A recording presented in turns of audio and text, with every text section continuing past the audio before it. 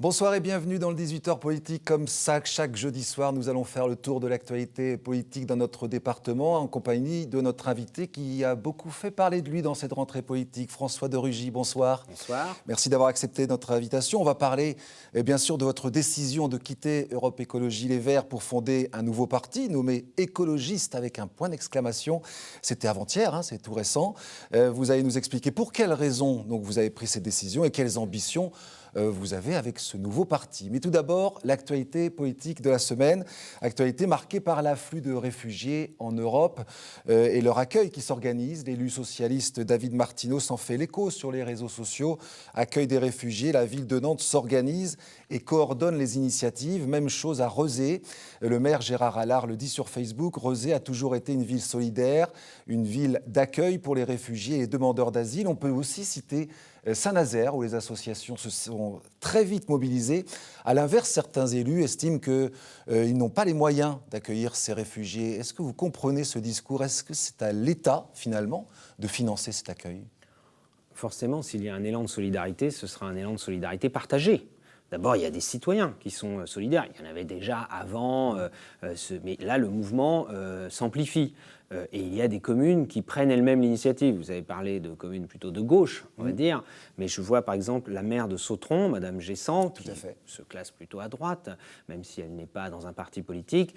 Elle a pris l'initiative, elle a dit « Je vais proposer à mon équipe municipale que nous accueillons une famille. Nous avons un logement disponible. » Voilà, c'est des initiatives concrètes qui, comme celle-là, mises bout à bout, bien sûr, l'État aura à assumer sa part. Parce que dans le cadre des procédures de demande d'asile, il y a tout un tas d'obligations qui sont de l'ordre de la politique de l'État.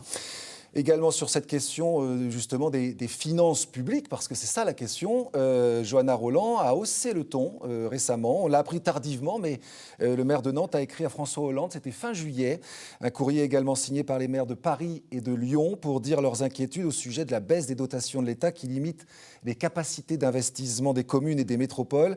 Si rien n'est fait rapidement, disent-ils, les investissements locaux devraient reculer de 20 à 30% au niveau national par rapport au mandat précédent.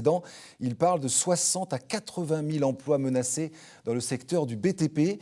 Le dessinateur de presse Frappe s'en amuse en montrant Johanna Rolland tenant une pancarte non au désengagement de l'État devant Jean-Marc Ayrault et François Hollande. Au fait, les gars, ça ne vous dérange pas si je vous pique vos slogans de 2012? C'est vrai qu'à l'époque, ils étaient les premiers à monter au créneau pour dénoncer ce désengagement de l'État. Vous trouvez qu'il y a contradiction?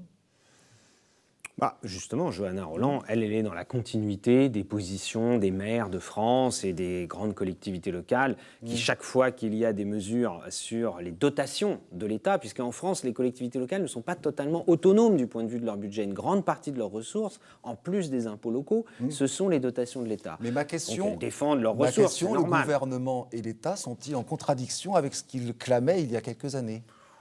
Oui, on peut le dire. Moi, je vais vous dire, quand j'étais député d'opposition, et j'étais à l'époque élu à Nantes Métropole, je ne souscrivais pas à ces discours sur le désengagement de l'État. Moi, je suis pour la décentralisation. Donc je suis pour une plus grande autonomie des collectivités locales.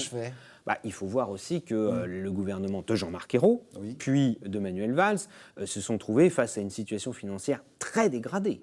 Très dégradée. Vous savez que la dette de l'État a dépassé les 2000 milliards d'euros. Donc il faut prendre des mesures à tous les niveaux d'économie. On a fait au niveau national beaucoup de hausses d'impôts, trop à mon goût. Johanna Rolland s'est fait élire en 2014 en disant qu'il n'y aura pas de hausse d'impôts pendant 6 ans, jusqu'en 2020. Je pense qu'elle a eu raison de prendre cet engagement. Eh bien forcément, il faut faire quelques économies. Également dans l'actualité, la mobilisation de la droite pour les élections régionales. Les ténors du parti, les Républicains, étaient à la Baule samedi dernier pour leurs universités de la rentrée. Nicolas Sarkozy, François Fillon et Alain Juppé, aux côtés de Bruno Retailleau, qui a publié une photo souvenir sur sa page Facebook le soir même. Pour l'occasion, le patron de la fédération, François Pinte, a même changé sa photo de couverture sur Facebook. Curieusement, ils n'ont pas mis en avant un lapsus dont les élus de gauche se sont délectés toute la semaine sur les réseaux sociaux. Vous l'avez vu? Lapsus signé Nicolas Sarkozy. Nicolas Sarkozy. Regardez. Dans cette identité à laquelle je crois, il y a quelque chose que je suis très attaché, c'est que la France, de toute éternité, a toujours été du côté des opprimés et toujours été du côté des dictateurs.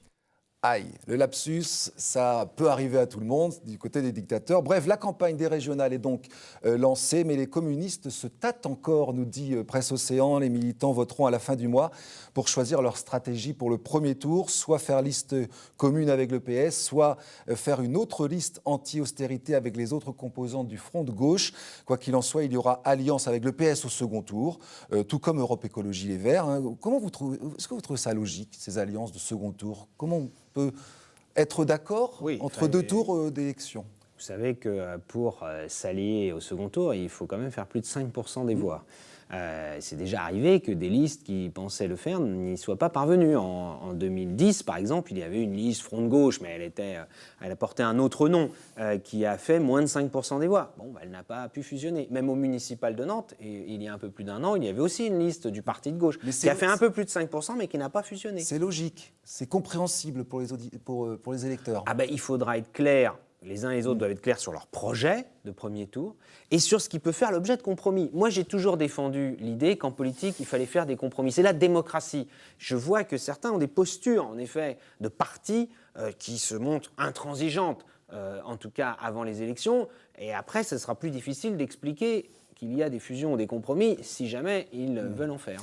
Et votre parti écologiste, vous allez présenter des candidats pour les régionales ou pas?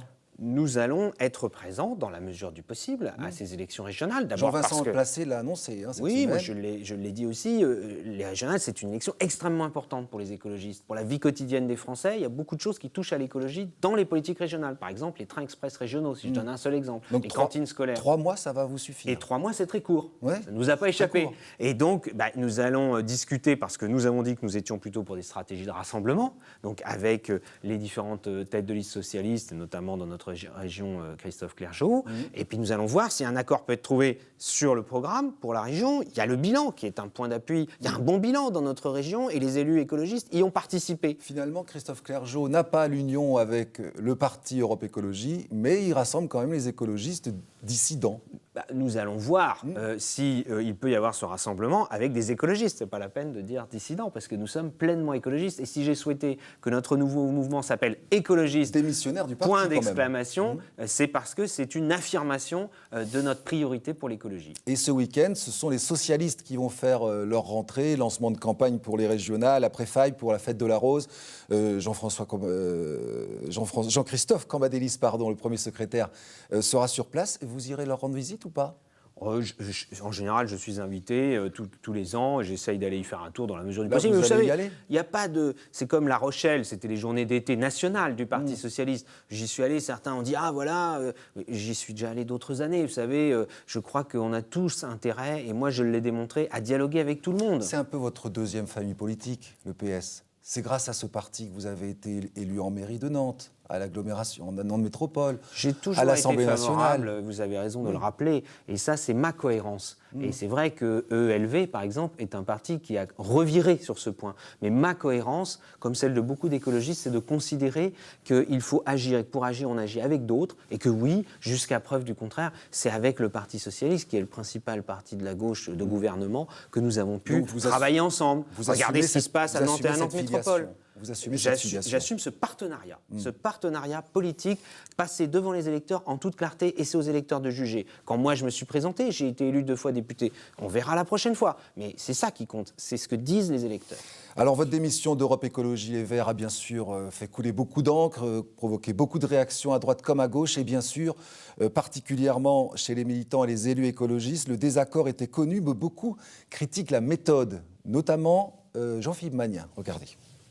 Il y a 2 choses différentes. Il y a effectivement ceux qui sont sur le débat politique des élections. Je ne dis pas qu'il ne faut pas l'avoir, mais là, aujourd'hui, franchement, il y a des urgences qui sont hautes. Il y a un niveau de chômage qui est record. Il y a une politique gouvernementale qui ne fonctionne pas, y compris sur le plan écolo.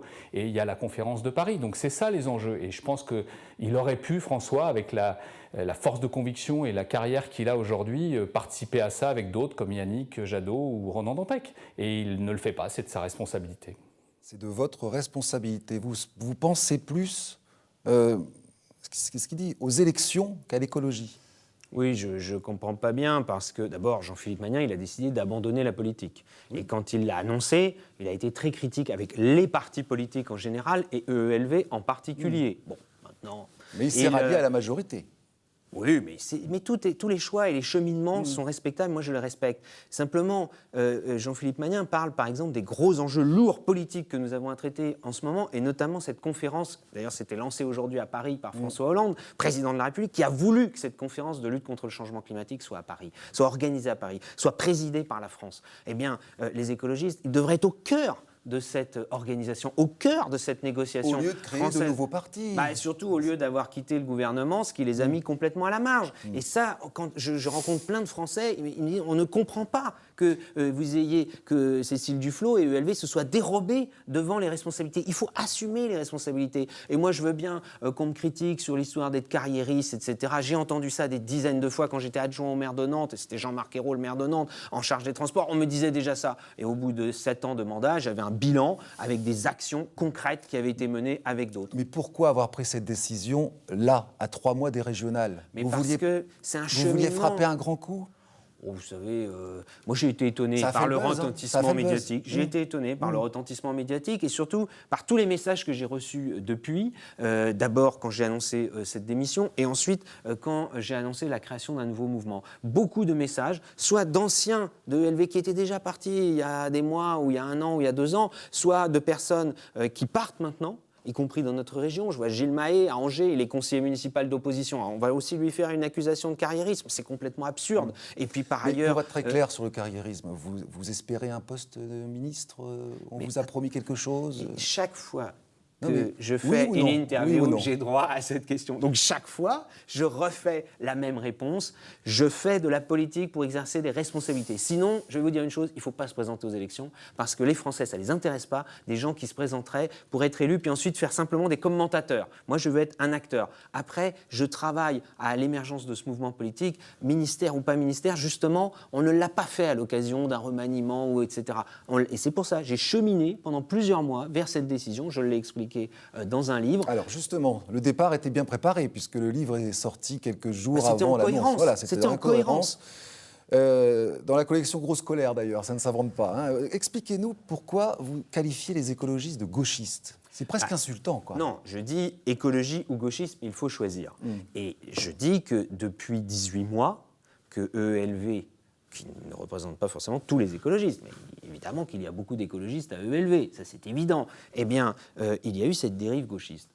C'est quelque chose qui est concret, c'est pas des choses comme ça, des propos en l'air. Et c'est pour ça d'ailleurs que j'ai mis le temps à cheminer, à réfléchir, parce que j'ai pas voulu, on aurait pu quitter quand Cécile Duflot a décidé de quitter le gouvernement, qu'elle a imposé ça au mouvement EELV, sans le moindre débat collectif et sans la moindre décision collective. Ça a été accepté par le mouvement EELV. Moi, j'ai vu que j'avais l'intuition que ça allait faire basculer EELV dans un mouvement plus contestataire, protestataire, qui s'éloignait de l'exercice des responsabilités. Et c'est ce que je décris dans le livre. Le choix des alliances au départemental, ça a été peut-être la goutte de trop? Non, mais c'est un élément parmi d'autres. C'est un élément parmi Bien d'autres. sûr, en Loire-Atlantique, on aurait pu, avec un nouveau partenariat avec le Parti socialiste, il n'y avait pas d'élus au Conseil départemental de Loire-Atlantique, d'élus écologistes. Il y aurait pu y en avoir 6. Ça, c'est le résultat des élections qui nous instruit là-dessus. Et là aussi, il y a heureusement une élue, Claire Tramier, je la salue d'ailleurs, elle est vice-présidente, elle agit. Et on aurait pu le faire dans cette institution départementale comme dans d'autres. Alors, les critiques se voient aussi sur les réseaux sociaux, beaucoup, notamment sur la page Facebook de votre compagne, hein, Emmanuelle Bouchot. Il y a beaucoup d'agressivité d'ailleurs. Qui a été démissionnaire aussi d'Europe Écologie juste avant l'été, en juin.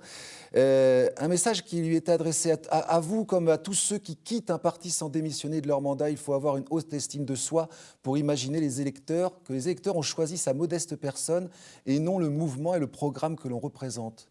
Vous vous êtes posé là cette question de démissionner de votre mandat? Mais je vais même vous dire, je pense que le fait de dire EELV pour moi c'est fini, c'est rester fidèle aux engagements que j'ai pris devant les électeurs en 2012. Parce que là, il faut être concret et précis. Lorsque je me suis présenté aux élections législatives à Nantes, Orvault et Sautron, je me suis présenté avec un mouvement qui était dans un accord avec le Parti socialiste, avec un programme qu'il fallait mettre en œuvre et avec un gouvernement dans lequel il y avait des ministres écologistes. Quand nous nous sommes présentés aux législatives, Jean-Marc Ayrault était déjà Premier ministre, et dans ce gouvernement, il y avait Cécile Duflot et Pascal Canfin. D'ailleurs, Cécile Duflot s'est présentée devant les électeurs pour être élue députée en étant ministre.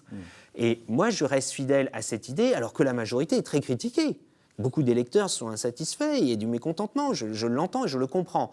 Mais je dis, c'est au sein de cette majorité qu'il faut agir, c'est sur ce mandat que j'ai été élu, jusqu'au bout je veux essayer d'agir au sein de la majorité pour faire avancer l'écologie.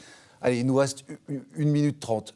Premièrement, combien d'élus vous suivent aujourd'hui en local, en Loire-Atlantique? Est-ce qu'il y a déjà des noms qui sont importants? Laurent Martinez, par exemple, c'est votre attaché parlementaire d'ailleurs, un conseiller régional. Oui, il est conseiller régional. Il était conseiller régional avant d'être mon attaché parlementaire. Oui, mais il vous suit. Il était engagé en politique, il a d'ailleurs été engagé avant d'être engagé à ELV, vous voyez. Il était engagé à Cap 21, lui, à une époque. Combien de personnes vous suivent aujourd'hui? Nous allons faire le point à la fin du mois, parce que là, nous avons vraiment posé la première pierre. Et je peux vous dire qu'on repart quand même de vraiment la première marche. On va marche après marche, parce que c'est plus confortable, vous savez, parfois de rester dans un parti, même dont on ne partage plus. Et je sais qu'il y a un certain nombre d'élus, y compris des parlementaires, y compris sans doute dans notre région, qui ont des doutes, qui se posent beaucoup de questions, qui partagent les mêmes analyses que moi, mais qui se disent, bon, pour l'instant, je reste dans le mouvement, on fait un peu le dos rond, on verra plus tard. Moi, j'ai fait ce choix qui n'est quand même pas facile. C'est pour ça que ça a mûri sur un certain temps.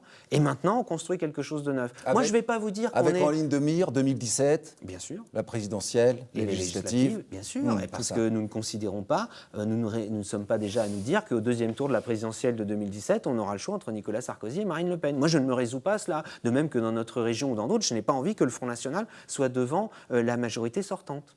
Donc vous assumez ce choix et ce sera sur cette ligne-là que vous allez dans conduire. La clarté, voilà écologiste avant tout. Bien, merci beaucoup. Ce sera le mot de la fin. Merci François de Rugy. Vous vous tiendrez au courant, bien sûr, parce que ça a été quand même un sacré buzz pour cette rentrée politique. Je vous donne rendez-vous à la semaine prochaine, toujours le même horaire, 18h40, jeudi soir, sur Télé Nantes, bien sûr. Au revoir.